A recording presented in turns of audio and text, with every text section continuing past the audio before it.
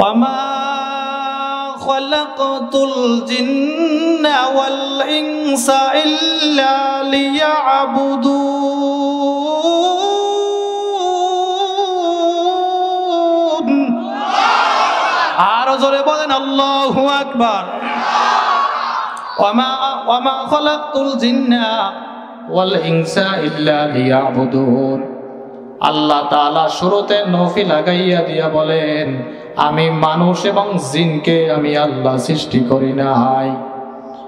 ওয়ামা খালাকতুল জিন্না ওয়াল ইনসা, আল্লাহ বলেন আমি মানুষ এবং জিন জাতিকে সৃষ্টি করি নাই, মানুষ এবং জিন জাতিকে আমি আল্লাহ পাঠাই নাই। আল্লাহ পাক রব্বুল আলামিনের পরে আবার বলেন ইল্লা লিয়াবুদুন। শুরুতে নফি লাগাইয়া দিয়া বলছে মানুষ এবং জিন জাতিকে আমি আল্লাহ সৃষ্টি করি নাই। এরপরে আল্লাহ তাআলা ইল্লা দ্বারা ইসবাত করে দিয়া বলেন অবশ্যই মানুষ এবং জিন জাতিকে সৃষ্টি করেছি। কিসের জন্য? আল্লাহ বলেন ইল্লা লিয়াবুদুন, একমাত্র আমি আল্লাহ রব্বুল আলামিনের ইবাদতের জন্য। সুবহানাল্লাহ। আপনাকে আমাকে আল্লাহ তাআলা কিসের জন্য বানাইছে? মুসলমান। কথা কয় না? ইবাদতের জন্য আল্লাহ দুনিয়ার ভিতরে পাঠাইছে। ঘোষণা কার? আল্লাহ বলেন আমি মানুষ এবং জিন জাতিকে দুনিয়ার ভিতরে পাঠাইলাম একমাত্র আমি আল্লাহ রব্বুল আলামিনের ইবাদতের জন্য। অন্য কোন উদ্দেশ্যে আমি আল্লাহ দুনিয়ার ভিতরে পাঠাই নাই। আল্লাহ বলে নাই আমি আল্লাহ দুনিয়ায় ঘোরাফেরার জন্য পাঠাইছি। আল্লাহ বলে নাই আমি আল্লাহ দুনিয়ায় তোমার সংসার করার জন্য পাঠাইছি। আল্লাহ বলে নাই দুনিয়ায় তোমাকে বাজার সদাই করার জন্য পাঠাইছি। আল্লাহ বলছেন ইল্লা লিয়াবুদুন, আমি আল্লাহ রব্বুল আলামিন তোমাকে পাঠাইছি ইবাদতের জন্য। এরে আল্লাহর বান্দা, এ মুসলমান ইমানদার যুবক, আমাদের দুনিয়ার ভিতরে যা কিছু আমরা করব, দুনিয়ার ভিতরে সব কিছুই হবে ইবাদত করার জন্য। ইবাদত ব্যাপক শব্দ। ইবাদত শব্দের অর্থ গোলামি করা, দাসত্ব করা, মালিকের হুকুম মানা। এরে আল্লাহর বান্দারা, আল্লাহ তাআলাকে রাজি খুশির জন্য আল্লাহ যেই হুকুমগুলো করেছেন, আল্লাহ যেগুলো মানতে বলেছেন, আদেশ করেছেন, ওইগুলা মানার নাম হচ্ছে ইবাদত। মুসলমান ইমানদার, আল্লাহ দুনিয়ার ভিতরে ইবাদতের জন্য পাঠিয়েছেন। আল্লাহ রাব্বুল আলামিন আপনাকে আমাকে অন্য কোনো উদ্দেশ্যে দুনিয়ায় পাঠায় নাই। তাহলে আমরা দুনিয়ায় আইসা ইবাদত বাদ দিয়া অন্য অন্য কাজগুলো কেন করি? এরে আল্লাহর বান্দারা, মুসলমান ইমানদার, আল্লাহ রব্বুল আলামিন অপর আয়াতে আল্লাহ জানায় দেয়, কুল ইন্না সলাতি ওয়া নুসুকি ওয়া মাহইয়ায়া ওয়া মামাতি লিল্লাহ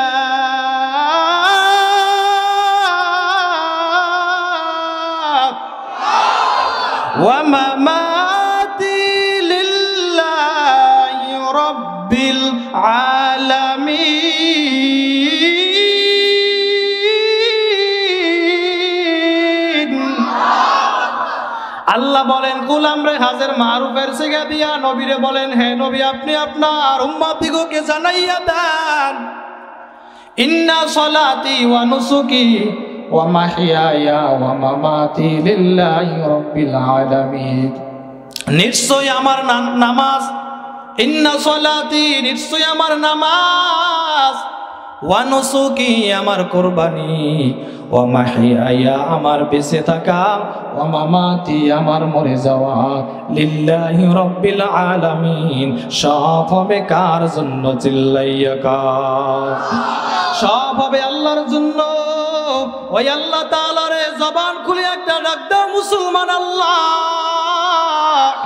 হয় না ইমানের পাওয়ার দিয়ে আরো জোরে বলেন আল্লাহ আল্লাহ আল্লাহ क्या मुबारक नाम है अल्लाह अल्लाह आशिकों का काम है अल्लाह अल्लाह माबूद है अल्लाह अल्लाह तो मेरा माशूक है इबादत करबो कार গোলামি করবো কার নাকি দুনিয়ার কোনো মানুষের দুনিয়ার ল্যাংটা বাবা দুনিয়ার খাজা বাবা আমাদের সমাজে এক শ্রেণীর মানুষ আছে রে আল্লাহর উপরে ঈমান আনছে আল্লাহরে বিশ্বাস করে এরে মুসলমান আবার বলে পীর বাবা আমারে জান্নাতের ভিতরে নিয়ে যাবে এই জন্য পীরের পায়ে যাইয়া সেজদা দেয় আছে না না আল্লাহ বলছেন ওয়াসজুদু ওয়াক্তারিব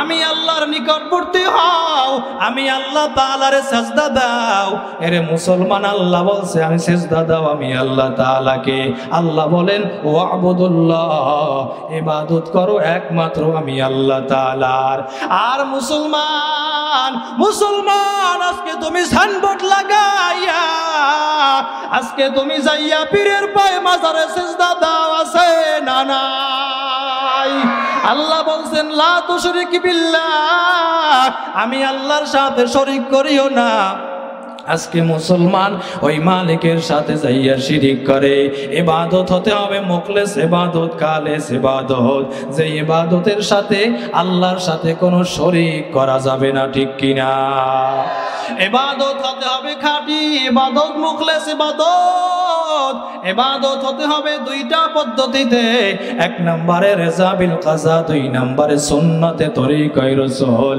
এক নম্বরে আল্লাহকে রাজি খুশি করার জন্য দুই নম্বরে আমার রাসূলের তরিকায় হতে হবে ইবাদত হতে হবে কয় পদ্ধতিতে এক নম্বরে আল্লাহকে রাজি খুশির জন্য দুই নম্বরে হতে হবে আমার রাসূলের তরিকায় নাকি বানাইয়া এশার ফরজ কয় রাকাত আপনি বলছেন 5 রাকাত হইল নি আরে আল্লাহর বান্দা আল্লাহ যেগুলো আদেশ করেছেন বিশ্ব নবী মুহাম্মদুর রাসূলুল্লাহ সাল্লাল্লাহু আলাইহি ওয়াসাল্লাম যেই পদ্ধতিতে ইবাদত করে গেছেন ওইগুলার নাম হচ্ছে ইবাদত ওইভাবে আমাদেরও দেখা ইবাদত করতে হবে কতক্ষণ ঠিক কিনা মুসলমান ইমানদার আল্লাহর গোলাম ইবাদত হতে হবে আমার আল্লাহর জন্য দুনিয়ার কোনো মানুষের জন্য নয় দুনিয়ার কোনো খাজা বাবার পায়ে সিজদা করা যাবে না দুনিয়ার কোনো মাজারে সিজদা দেওয়া যাবে না দুনিয়ায় কোনো পীরের পায়ে সিজদা দেওয়া যাবে না সিজদা দিতে হবে একমাত্র কার পায়ে মাথা আমরা নোয়াবো একমাত্র কার কাছে মুসলমান সিজদা দিতে হবে একমাত্র আল্লাহকে এরে আল্লাহর বান্দারা অনেকে পীরের কাছে যাইয়া চায় মাথাটা ঠেকাইয়া আমি বিভিন্ন দরবারে সফরে গেলে মাঝে মাঝে ঘুরি বন্ডের দরবারে যাইয়া দেখি বন্ডগুলা ওখানে বসে গাঁজা টানে আর বিড়ি টানে আর ওখানে যেই যায় ওর টাকা পয়সা সব রাইখা এরপরে মাজারের ভিতরে দেখছি আমি কাপড় দেওয়া থাকে উপরে কাপড়ের নিচে আর মাথাটা ঢুকাইয়া এরপরে বলে এখন মাজারের বাবার কাছে জানা আউযুবিল্লাহ মাজারওয়ালায় কিছু দিতে পারবে সন্তান দেওয়ার মালিক কে হে ধনী বানানোর মালিক কে গরিব বানানোর মালিক কে সুখে রাখার মালিক কে দুঃখে রাখার মালিক কে সুস্থ রাখার মালিক কে অসুস্থ রাখার মালিক কে সব কিছুর মালিক কে জোরে কার সব কিছুর মালিক করছে আমার আল্লাহ দুনিয়ার কারো কাছে আমরা মাথা ঠেকাবো না সন্তান দেওয়ার মালিক আল্লাহ কোন বাবাই যদি সন্তান দিতে পারতো কোন মাজারওয়ালা যদি সন্তান দিতে পারতো এরে আল্লাহর বান্দারা বাংলার জমিনে কোনো হিজলা থাকতো না কতক্ষণ ঠিক কিনা মাজারে যাইয়ার পরে লাল সুতা বেচাইয়া বটগাছ তলায় বাঁধে মাজারে যাইয়া ইট বাঁধে কত কিছু মানত করে আরে বাবার কাছে যাইয়া তো দুনিয়ার ভিতরে দেখবেন যত ফসলাদি হয় ঘরের ভিতরে সর্বপ্রথম বাড়ির ভিতরে পাকা পেঁপে হইছে মা বাবারে না খাওয়াইয়া যাইয়া পীরেরে খাওয়াই আছে না না নিজের মায়ের বাবারে বছরে 1 কেজি আপেলও কিনে দেয় নাই, পীরের কাছে যাইয়া আপেলের পোলটা নিয়ার পরে যায়। বলে কেন? কয় পীর বাবা দোয়া কইরা দিবে। এরে আল্লাহর বান্দা, পীরে দোয়া করবে, কবুল হইতেও পারে নাও হইতে পারে। আর তোমার আমার মা বাবা যদি একবার দোয়া করে, মাঝখানে আর কোনো পর্দা থাকে না, ডাইরেক্ট আল্লাহর কাছে চলে যায়, ঠিক কিনা? তোমার ঘরে তো বড় পীর, তুমি আবার পীরের দরবারে দৌড়াও। আমরা হক্কানি পীরের কাছে যাব, কিন্তু মা বাবারে মাইনাস করে পীরের কাছে গেলে কিন্তু এই পীর ধরায় কোনো ফায়দা না। তো আমি যেই কথা বলতেছিলাম, ইবাদত করব কার? ইবাদত করতে হবে একমাত্র আমার আল্লাহ তাআলার। এরে আল্লাহর বান্দারা, ইবাদত হচ্ছে ব্যাপক শব্দ। দুনিয়ার ভিতরে আপনি আর আমি যা কিছু করব সব হবে ইবাদত। মুমিন বান্দা খানা খাবে তাও ইবাদত, মুমিন বান্দা রোজা রাখবে তাও ইবাদত, মুমিন বান্দা নামাজ পড়বে ইবাদত, মুমিন বান্দা হজ করবে ইবাদত, মুমিন বান্দা বিয়া শাদী করবে ইবাদত, মুমিন বান্দা বাজার সদাই করবে ইবাদত, মুমিন বান্দা বাথরুমের ভিতরে ঢুকবে তাও ইবাদত, বাথরুম থেকে বের হবে তাও ইবাদত। দুনিয়ার ভিতরে যা কিছু করবে সব হবে ইবাদত, ঠিক কিনা? অর্থাৎ দুনিয়ায় আমার যা কিছু করব সব হবে একমাত্র আল্লাহর জন্য। এরে আল্লাহর বান্দারা, বলে বাথরুমের ভিতরে ঢুকলে আবার কেমনে ইবাদত হয়? এরে মুসলমান ইমানদার, যদি পদ্ধতি জানা থাকে বাথরুমের ভিতরে ঢুকলেও ইবাদত হয়। বলে তুমি বাথরুমের ভিতরে ঢুকো, আগে বাম পা দাও, দোয়া পড়ো,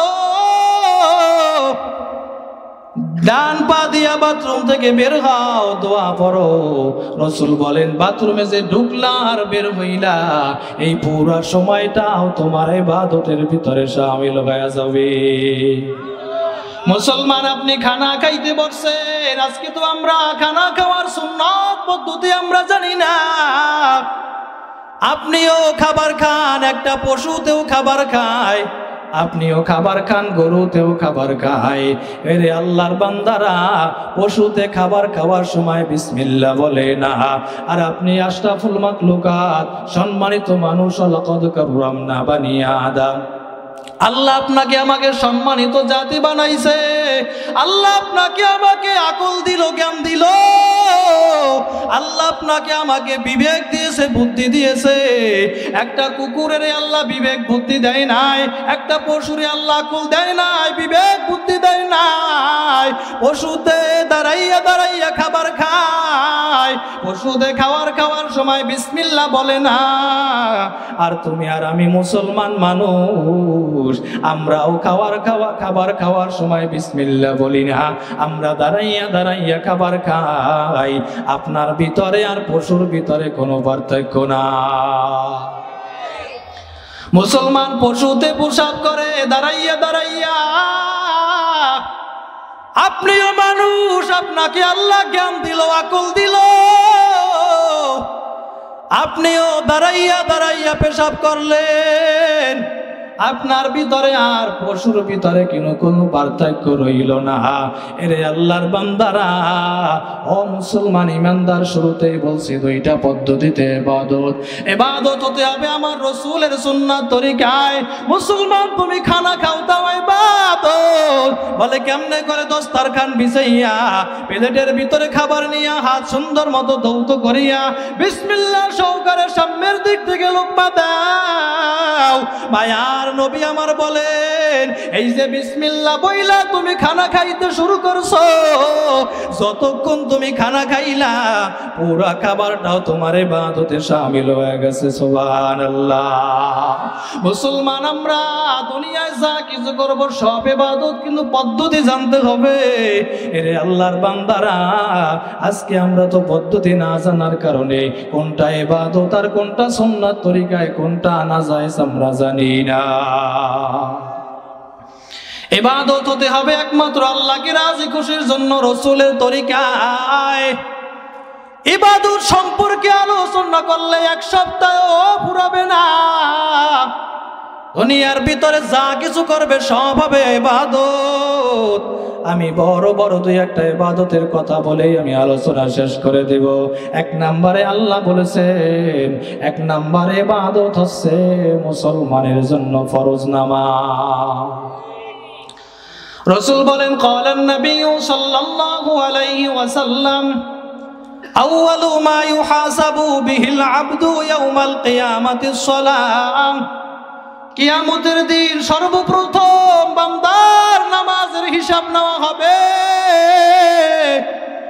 নামাজের হিসাবে যদি আপনি পার পেয়ে যান, নামাজের হিসাব যদি আপনি আল্লাহর কাছে সঠিক মতো দিতে পারেন, এরে আল্লাহর বান্দারা, আপনি অন্য অন্য ইবাদতের হিসাবেও আপনি পার পেয়ে যাবেন। আর যদি আপনি নামাজের হিসাবে আপনি বেঁচে যান, বোঝা গেল অন্য ইবাদতেও আপনি বেঁচে যাবেন। এরে আল্লাহর বান্দারা, এই নামাজ মানুষকে সমস্ত খারাপ কাজ থেকে বিরত রাখতে পারে, ঠিক কিনা? ইন্নাস সালাতা তানহা আনিল ফাহশাই ওয়াল মুনকার। আল্লাহ রাব্বুল আলামিন বলেন, নিশ্চয়ই নামাজকে তার সমস্ত খারাপ কাজ থেকে বিরত রাখে। এরে মুসলমান, আমরা নামাজ পড়ি, আমরা আবার সুদ খাই, আমরা নামাজ পড়ি, আমরা ঘুষ খাই, আমরা নামাজ পড়ি আবার পরের আল ঠেলি, পরের জমি ঠগাইয়া খাই, আমরা নামাজ পড়ি আবার ছেলের জাগার বাগ বেশি দেয়, মেয়ের কম দেয়, আছে না না? এ মুসলমান আমার ভাই, সারাদিন মসজিদের ভিতরে বইসা সারাদিন তাসবিহ টিপে সারাদিন নামাজ পড়ে, হালকায় যায়, মাসিক ইজতেমায় যায়, তালিমে যায়, কিন্তু আবার মসজিদ থেকে বের হইয়া পরের জমির আল ঠেলে আছে না না? আমরা নামাজ পড়ি আবার মিথ্যা কথাও বলি। তাহলে আল্লাহ তো বলছে, তাহলে আল্লাহ রাব্বুল আলামিন তো বলছে নামাজকে সমস্ত গুনার কাজ থেকে বিরত রাখে। বলছেন কে? আল্লাহ বলছেন নামাজিকে নামাজ সমস্ত খারাপ কাজ থেকে বিরত রাখে। কই আপনি আর আমি নামাজ পড়ি, মিথ্যাও বলি, নামাজ করি গ্রামে গঞ্জে সুদে টাকা লাগাই, আছে না না? তাহলে কই আমাদের নামাজ তো আমাদেরকে গুনাহ থেকে আমাদেরকে বাঁচাইতে পারলো না। বোঝা গেল যেমনি কায়দায় নামাজ পড়া দরকার, যেমনি কায়দায় নামাজটা হওয়া দরকার, তেমনি কায়দায় আমাদের নামাজটাও হয় না। যদি আমাদের নামাজটা নামাজের মতো হইতো, এরে আল্লাহর বান্দারা, তাহলে নামাজে আর গুনাহ করতে পারতো না। আমাদের নামাজটা যখন আমরা নামাজের ভিতরে দাঁড়াই, আমাদের মন থাকে খেতে খামারে কোন সময় তরমুজ লাগাইবো, কথা কোন ঠিক কিনা? মন রয়েছে খেতে খামারে তরমুজের খেত বাঁচা লাগবে, নামাজ দাঁড়াইছে আল্লাহু আকবার, মন নামাজের ভিতরে নাই, সে বাজার করতে আছে, বাজারে যাইয়া, আছে না নাই? দাঁড়াইছে নামাজের ভিতরে, হায় হায় গরুটারে তো পানি খাওয়ান নয় না দুপুরের টাইমে।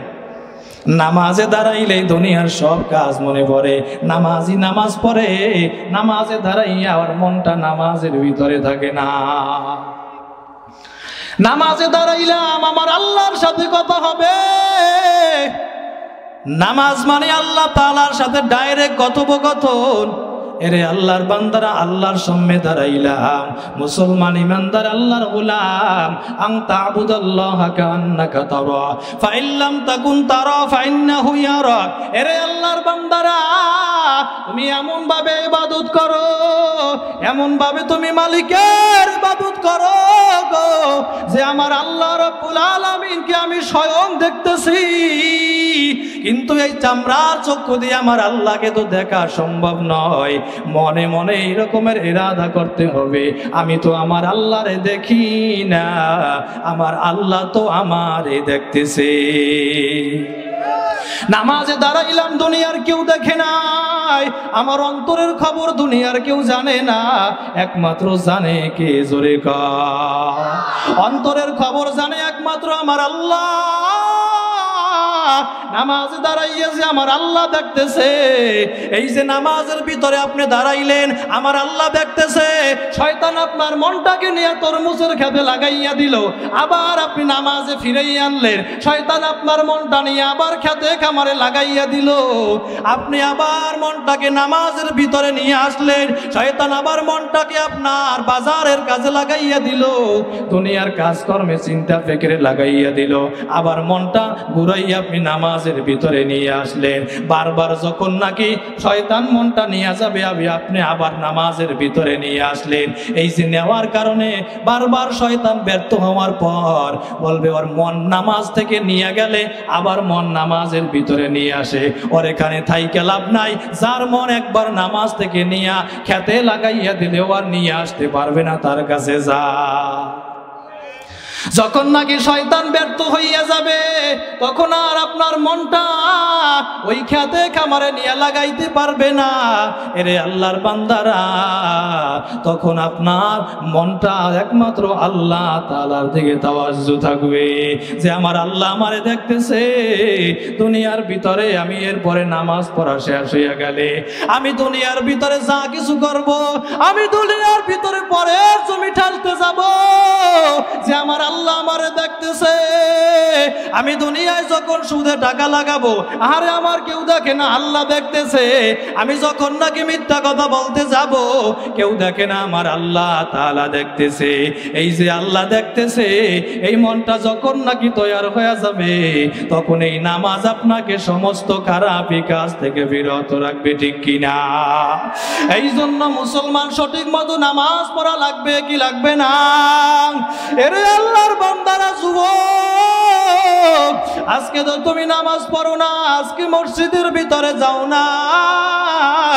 এরে আল্লাহর বান্দারা, আমার আল্লাহ বলে বান্দা তোরে আমি বড় হাউস কইরা আদর কইরা বানাইছি, আমি আল্লাহ বড় মায়া করিয়া দয়া করিয়া আমি আল্লাহ তোরে বানাইলাম। ওরে বান্দা, আমি আমার ফেরেশতাদেরকে বলছি, ও ফেরেশতার দল, আমার বান্দার হাত দুইটা এইভাবে বানাও, আমার বান্দার পা দুইটা এইভাবে বানাও, আমার বান্দার পুরা বডিটা এইভাবে তোমরা বানাও। ও ফেরেশতার দল, তবে আমার বান্দার কুদরতি চেহারার ভিতরে তোরা হাত লাগাবি না। আমার বান্দা এই কপাল দ্বারা আমি মালিকের সেজদা দিবে, এই চেহারা আমি আল্লাহর কুদরতি হাত দিয়ে আমি আল্লাহ বানাবো। আরে আমার যুবক ভাই, আল্লাহ বড় আদর কইরা বানাইছে, তারে সেজদা দেবা, মালিকের ইবাদত করবা। কিন্তু আমার আল্লাহ দৈনিক তোমারে 5 বেলা ডাকে, আল্লাহ ফজরে ডাকলো, আল্লাহ তোমারে ফজরে ডাইকা পাইলো না। আল্লাহ তোমারে জোহরে ডাকে, আসরে ডাকে, আল্লাহ পায় নাই। আল্লাহ তোমারে মাগরিবে ডাকলো, আল্লাহ তোমারে মাগরিবে ডাইকেও পায় নাই। এখানে এমনও মানুষ বৈশা গেছেন যারা এশারের নামাজটাও পড়ে নাই, আছে না না? আল্লাহ বলে, ও ফেরেশতার দল, আমার কতক বান্দা এখানে বৈশাখ আছে, আজকে এশারের নামাজটাও পড়ে নাই। ও ফেরেশতারা, তোরা খাতা কলম লইয়া ওই বান্দার কাছে কাছে ঘুরতে থাক। ওই বান্দা যদি আজকে 2 ফোঁটা চোখের পানি সারিয়া দিয়া আজকে যদি আমি মাওলার দরবারে তওবা করতে পারে গো, আমি আল্লাহ রাব্বুল আলামিন, ও ফেরেশতারা, আমার বান্দার জীবনের গুনাহ আমি আল্লাহ মাফ করে দেব। সুবহানাল্লাহ। আল্লাহ আল্লাহ তু মেরা গফার হায়, আল্লাহ আল্লাহ তু মেরা সত্তার হায়। এই জন্য মুসলমান নামাজ পড়া লাগবে কি লাগবে না? কারা কারা নামাজ পড়বো না? নারায়ে তাকবীর। আল্লাহ আপনি কবুল কইরা না, আমিন কইয়া হাত নামান। সংক্ষেপে নামাজ সম্পর্কে আলোচনা করলাম, এরপরে আরেকটা ইবাদতের কথা বললে আলোচনা শেষ করব। এরে আল্লাহর বান্দারা, সমাজের অধিকাংশ যুবকের দেখা যায় মায়ের খেদমত করে না, বাবার খেদমত করে না, ওই মা বাবারে মানে না, আছে না না। এখন তো মাঝে মাঝে ঘটনাও দেখা শোনা যায় যে সন্তান নিজের জন্মদারী মায়েকে হত্যা কইরা ফলায়। ঘটনা শোনেন কি শোনেন না? সন্তান বাবারে মারে, মায়েরে মারে। ওরে কেমন সন্তান তুমি হইছো? মায়ার নবী আমার বলে, ও আমার উম্মতের দল, আমি আমার বাবারে কোনোদিন আমি দেখি নাই, আমি আমার বাবারে ডাকতে পারি না। আমার উম্মতের দল, খবরদার তোরা মায়ের সাথে বেয়াদবি করবি না, বাবার সাথে বেয়াদবি করবি না। হযরতে আবু হুরায়রা মায়ার নবীর কাছে আসা বলে, কিলা ইয়া রাসূলুল্লাহ, ওগো আল্লাহর রাসূল, মানা বাররু, আমার কাছে সবচেয়ে সৎ আচরণ পাওয়ার অধিকারী কে? মায়ার নবী আমার বলে, উম্মাকা, তোমার মা। আবু হুরায়রা এরপরে বলে, ও নবী এর পরে কে? মায়ার নবী আমার বলে, উম্মাকা, তোমার মা। এরপরে আবু হুরায়রা তৃতীয়বার বলে, সুম্মা মান ক্বালা, ও নবী এর পরে কে? মায়ার নবী আমার তৃতীয়বারও বলে, উম্মাকা, তোমার মা। তিনবার মায়ের কথা বলার পর চতুর্থবার আবু হুরায়রা বলে, সুম্মা মান ক্বালা, ও নবী এর পরে কে? মায়ার নবী আমার বলে, ক্বালা আবাকা, এরপরে হইছে তোমার বাবা। ওরে মুসলমান, সরকাজল এলাকার মুসলমান আমার ভাই, মায়ের কথা বলছে তিনবার, বাবার কথা বলছে একবার। ওই মায়ের কথা নবী আমার তিনবার কেন বলছে জানো? ওরে তোমার আমার মা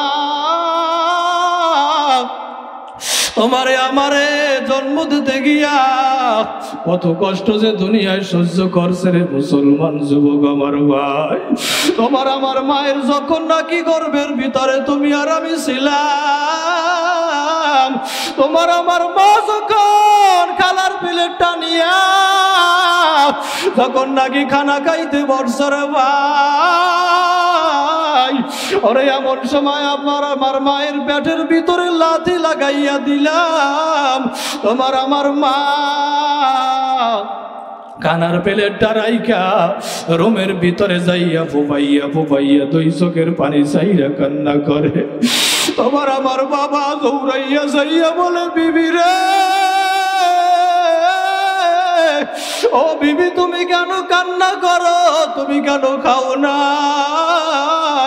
ওরে তোমার আমার মা দুই চোখের পানি চাইরা দিয়া বলে, ও প্রাণের স্বামী আমার, সন্তান জন্ম দিতে যে এত কষ্ট, ও প্রাণের স্বামী আমার, আর আমার পেটের ভিতরে সন্তান আমার পেটে লাথি লাগাইয়া দিছে, এই জন্য আমি বেদনায় আমি মা খানা খাইতে পারি না। ওরে তোমার আমার বাবা তোমার আমার মায়ের মাথার উপরে মুছা দিয়া তোমার আমার বাবা বলছে, বিবিরা কান্দিস না, আর এই সন্তান দুনিয়ার ভিতরে আসবে, এই সন্তান তোরে আমারে মা বাবা কইয়া ডাক দিবে, এই সন্তান যখন তোরে মা মা কইয়া ডাক দিবে রে বিবি, তোর আর দুঃখ থাকবে না, আর কষ্ট থাকবে না, বিবিরে আমারে বাবা কইয়া ডাক দিবে, আর কষ্ট থাকবে না, একটু ধৈর্য ধর, একটু ধৈর্য ধর।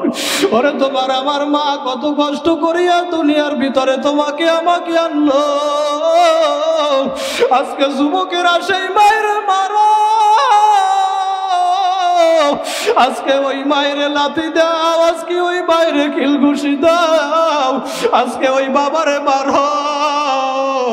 2 দিন আগে আমার মাহফিল ছিল পিরোজপুর জেলার ভিতরে, বয়ান কইরা রুমের ভিতরে বসলাম, এক বৃদ্ধ বাজার আইসা থেকে হাতটা ধইরা কান্না শুরু কইরা দিছে। আমি বললাম, কি হয়েছে, আপনি কেন কান্না করেন? ভাই হুজুর আপনি আমার ওই মা বাবা নিয়া খেদমত নিয়ে আপনি ওয়াজ করছেন, আমার কলিজার ভিতরে বড় ধাক্কা লাগিয়ে গেছে। আমারে হাতটা দেখাইয়া বলে, দেখেন আমার সন্তান আমারে মারছে, আমি প্রায় 1 মাস আমি হাসপাতালে ছিলাম। ভাই হুজুর আমার সন্তানটা আজকের বাড়িতে না, আমার সন্তানটাই আমার মারছে, কই গেছে জানি না, আপনি একটু দোয়া করেন আমার সন্তানটা যেন বাড়ি ফিরিয়ে আসে। আমি বললাম, যেই সন্তান আপনারে মারছে ওই সন্তান আমার বাড়ি ফিরে আসতে কেন বলে? তুই চোখের পানি চাইরা দিয়া বলে, হুজুর বুঝবেন না, ওর সন্তানের জন্য বাবার তো মায়া। ওরে যুবক ভাই গো, আজকে তুমি বড় হইয়া গেছো, আজকে ওই মায়েরে মারো, ওই মায়েরে কষ্ট দাও, অথচ তোমার আমার মা এত কষ্ট করলো। আজকে তোমার আমার বাবা মাথার গাম পায়ে ফালাইয়া কামাই কইরা খাওয়াইয়া বড় বানাইলো, আজকে তুমি বড় হইয়া বিয়া কইরা বউ নিয়া ঢাকা শহরের ফ্ল্যাট নিয়ে থাকো, অথচ তোমার আমার মা ওই গ্রামে কুড়ের ঘরে থাকে। ওই মায়ের একদিনও দেখতেও আসো না, ওই বাবারে একদিনও খোঁজ নাও না, দেখতে আসো না। কত ঈদ যায়, কত কোরবানি যায়, তোমার মা তোমার বাবা পথের দিকে তাকাইয়া থাকে, তোমার আমার মা। ওই সন্তান কখন আইসা আমার মা মা কইয়া ডাক দিবে রে ভাই? রে আল্লাহর বান্দারা, যুবকের আজকে ওই মায়েরে কষ্ট দাও, বাবারে কষ্ট দাও। মা বাবা হারাইয়া পালাইলে বুঝবি মা বাবা কেমন, আর শত কানলেও পাবি না। আজকের এই মাঠের ভিতরে কত এতিমেরা বইসা রইছে, আর কার জানো মা নাই, বাবাও নাই।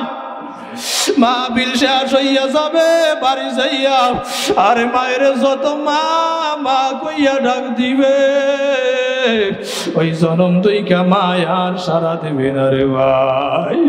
আরে আগে বুঝতাম না, এখন বুঝি আমার একটা সন্তান আছে 1.5 বছর বয়স, মাঝে মাঝে মাহফিল কইরা বাড়িতে যাই, বাড়ি যাইয়া দেখি মাঝে মাঝে আমার বিবি সন্তানটারে নিয়ে দেখি চেয়ারের ভিতরে বইসা রইছে।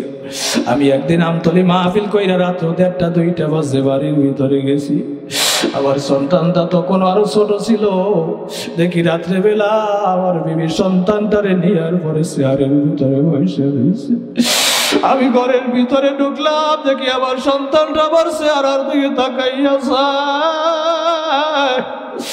আমি বললাম, বিবি তোরা এখনো ঘুমাও নাই কেন?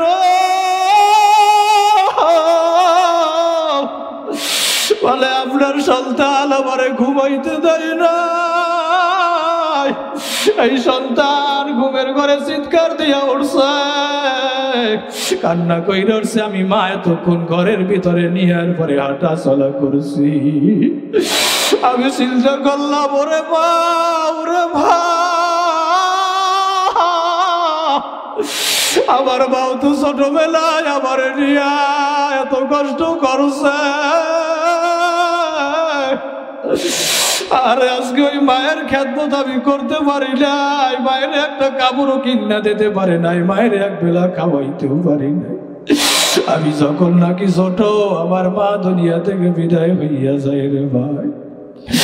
আমার মায়ের বড় আশা ছিল, আমার বড় বক্তা বানাইবে, আলেম বানাইবে, আমার মায়ের জানাজা আমি পড়াবো। ছোট সময় মায়ের দেখতাম ওই সাইদি সাহেবের কথা বলতো, যুক্তিবাদীর কথা বলতো, আমার সন্তানটাও বড় বক্তা হবে, সারা দেশে ওয়াজ করবে। আজকে আমার মায়ের দোয়া কবুল হইয়া গেছে রে, কিন্তু আমার মা আজকের দেখে যাইতে পারে নাই, তার সন্তানটা আজকের কত বড় হইল। আরে আমার মা ছোটবেলায় কত কষ্ট করছে আমি নিজ চোখে দেখছি রে ভাই। আমার মা, আমি ছোটবেলায় যখন স্কুলে যাইতাম আমার মা দেখতাম 1 টাকার কয়েন ওই কাপড়ের কোটের ভিতরে পেঁচাইয়ের পরে বাইদা রাখতো। আমি মক্তবে গেলে স্কুলে গেলে মা 1 টাকার একটা কয়েল বাইর করে দিত, বলে ক্ষুধা লাগলে কিছু খাইয়া নে। আরে আল্লাহর বান্দারা, যখন নাকি আমি মাদ্রাসায় ভর্তি হইয়া গেলাম, আরে যুবক ভাই, মাদ্রাসায় ভর্তি হওয়ার আগে আমার মা দুনিয়া থেকে বিদায় হইয়া যায়। আমার বাবা বড় গরিব মানুষ ছিল, মাদ্রাসায় পড়াইবে মন টাকা আমার বাবার ছিল না। আমার এখনো মনে আছে ছোটবেলায় আমার নানু বাড়ি দিয়া একটা গরু দিছিল, ওই গরুর একটা বাচ্চা ছিল, ওইটা বিক্রি কইরা আমার বাবাই বরগুনা মাদ্রাসায় ভর্তি করাইয়া দিয়ে আসছে। কত সন্তান দেখতাম বাড়ি থেকে মাদ্রাসায় বৈশা ফোনে কত খায়, মাদ্রাসার পিলারটা দইরা বাড়ির দিকে তাকাইয়া কান্না করতাম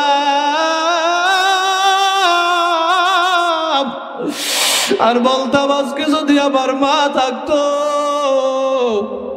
আজকে তো আমার কাছে ফোন করতো, আজকে তো আমার মায়ের সাথে কথা বলতে পারতাম।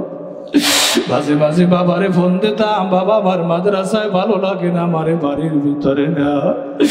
আমার বাবা বলতে তোর মা নাই, এই মাদ্রাসায় পড়বি, বড় আলেম হবি, তোর মায়ের জন্য দোয়া করবি, আমি বাবার জানাজাটা তুই পড়াবি। যুবক ভাই, কত সব ছাত্র বাইরে দেখতাম পাশে বৈশা ভালো ভালো খাবার খায়, আরে মনের ভিতরে আর মানতো নাই আমার মা থাকলেও তো ভালো ভালো খাবার পাঠাইতো। রে আল্লাহর বান্দারা, সামান্য ডাল দিয়া মাদ্রাসায় ওই খাবার খাইয়া ফলাইতাম, আর চোখের বাড়ি সাইরা দিয়ে আমার মাওলার কাছে বলছি, আল্লাহ গো, ও আল্লাহ, তুমি মাদ্রাসায় নিয়ে আসছো, আমার মা নাই, তুমি মায়ের আশা স্বপ্নটা পূরণ করিও। এরে আল্লাহর বান্দার, আজকে আমার মাওলায় আমার বক্তা বানাইলো, ওই মায়ের দোয়া আজকে আমার মাওলায় আমার সারা বাংলাদেশে ঘুরায়, কিন্তু আমার মা দেখা যাইতে পারে নাই। তার সন্তানটা আজকের কত বড় হইয়া গেছে, মা থাকলে খুশি হইয়া যাইত। বাড়ির ভিতরে ঢুকলে দেখি সবাই আছে, আমার মা ঘরের ভিতরে নাই। তাই দেখি আমার মা ওই দরওয়াজার পাশে পুষ্করির পারে আমার মা ঘুমায়।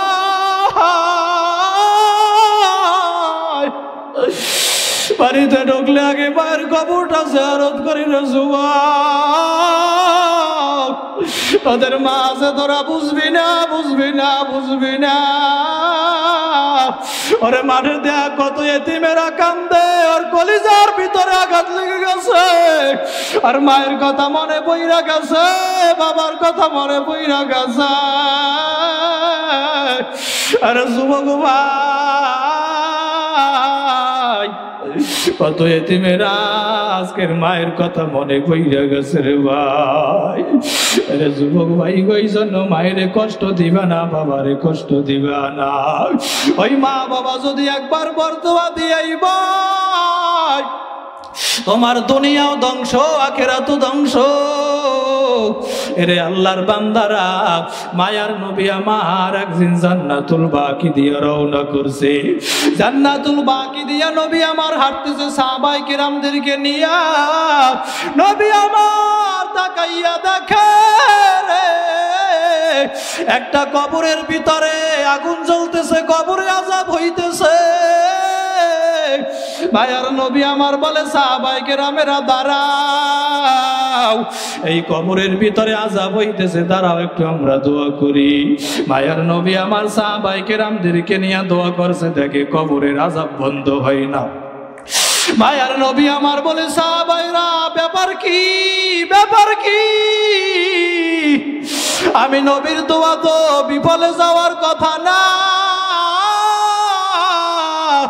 নবী আমার আবারও দোয়া করলেন, দেখে কবরের আযাব বন্ধ হয় না। মায়ার নবী আমার বলে, ও সাহাবীরা, তোমরা সব জায়গায় এলান দিয়া দাও, ঘোষণা দিয়া দাও, জান্নাতুল বাকিতে যাদের এখানে কবর আছে, যার যার আত্মীয় স্বজনের এখানে কবর, সবাইরে আসতে বলো। এরে আল্লাহর বান্দারা, সবাই যখন ঘোষণা পাওয়ার পরে আইসা দাঁড়াইয়া গেল, যেই কবরটার ভিতরে আযাব হয়, দেখে ওই কবরওয়ালার কেউ আর আসে না। মায়ার নবী আমার বড় হয়রান, পেরেশান, চিন্তায় পড়ে গেছে। ব্যাপার কি, এই কবরওয়ালার কি কেউ নাই? কেউ নাই। এরে আল্লাহর বান্দারা, হঠাৎ নবী আমার তাকাইয়া দেখতেছে, ওই দূর থেকে একটা বুড়ি মহিলা হাটের ভিতরে লাঠি নিয়ে গুজা দিয়া ভর দিয়া আস্তে আস্তে হাইটে আসতেছে। মায়ার নবীর আমার সামনে দাঁড়াইয়া বলে, ইয়া রাসূলুল্লাহ, কেন আমারে ডাকছেন? বলে, ও বুড়ি মা, এই কবরওয়ালা তোমার কি হয়?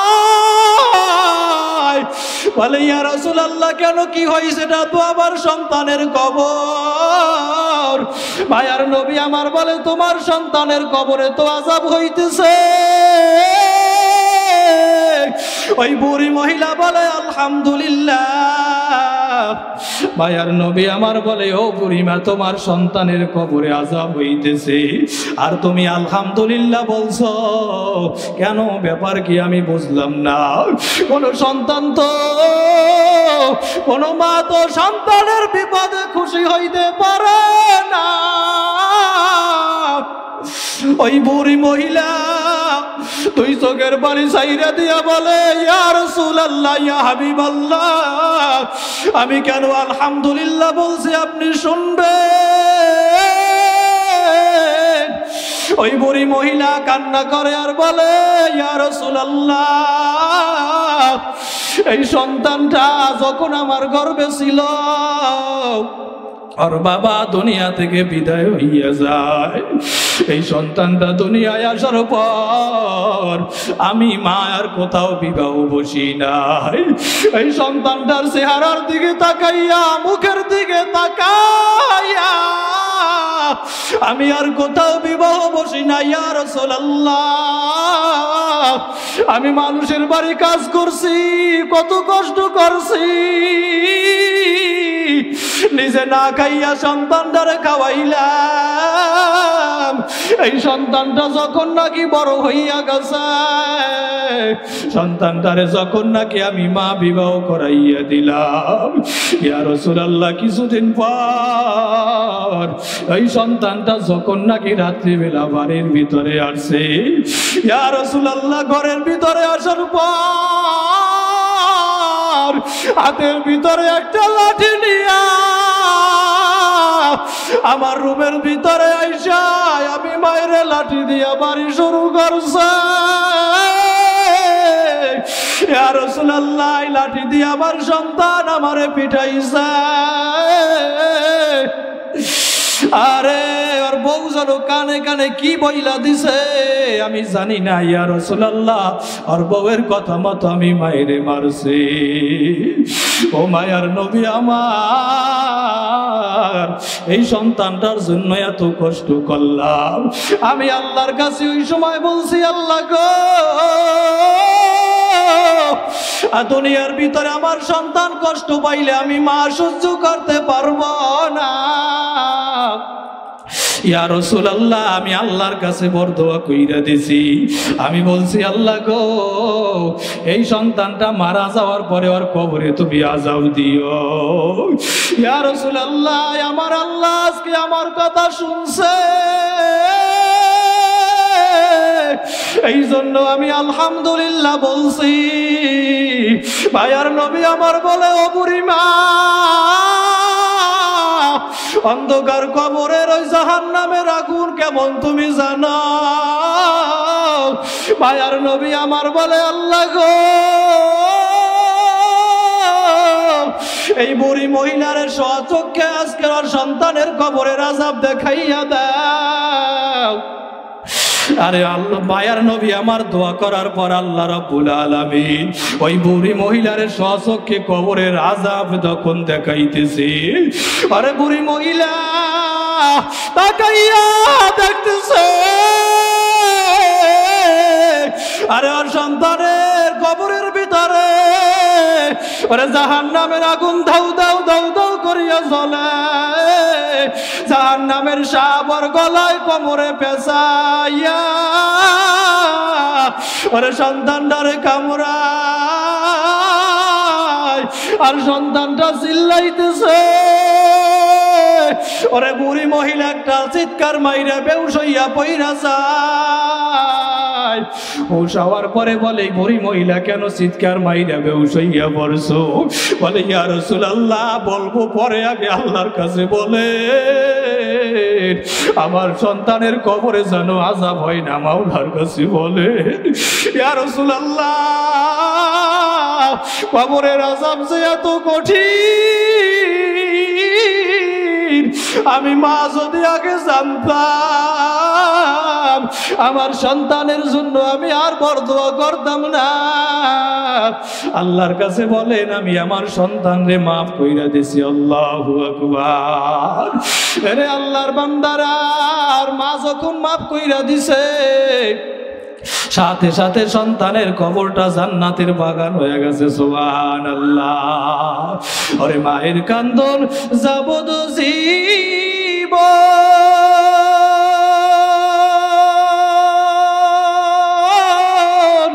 2-4 দিন মনের কান্দন রে,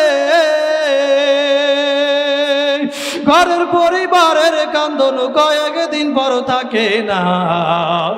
দুঃখের দরদি আমার জনম দুঃখী মা, দুঃখের দরদি আমার জনম দুঃখী মা। ওরে মায়ের কান্দন যাবদ জীবন,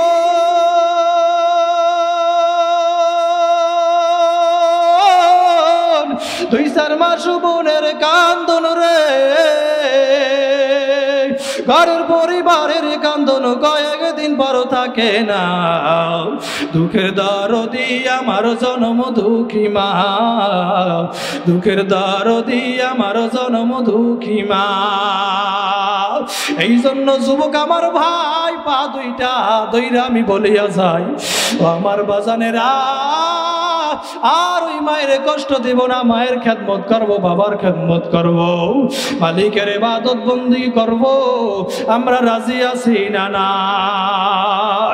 নারে তাকবীর, হাতে লড়া দাও যুবক। আয় আল্লাহ হাতগুলো আপনি কবুল কইরা নেন। আল্লাহ যুবক ভাইরা আমার দাড়ি বাঁকা বাজানেরা আর তোমারে ভুলবে না, তোমার ইবাদত বন্দি করবে, আর নামাজ ছাড়বে না, আর মায়ের কষ্ট দেবে না। আল্লাহ তুমি কবুল কইরা নাও, আমিন।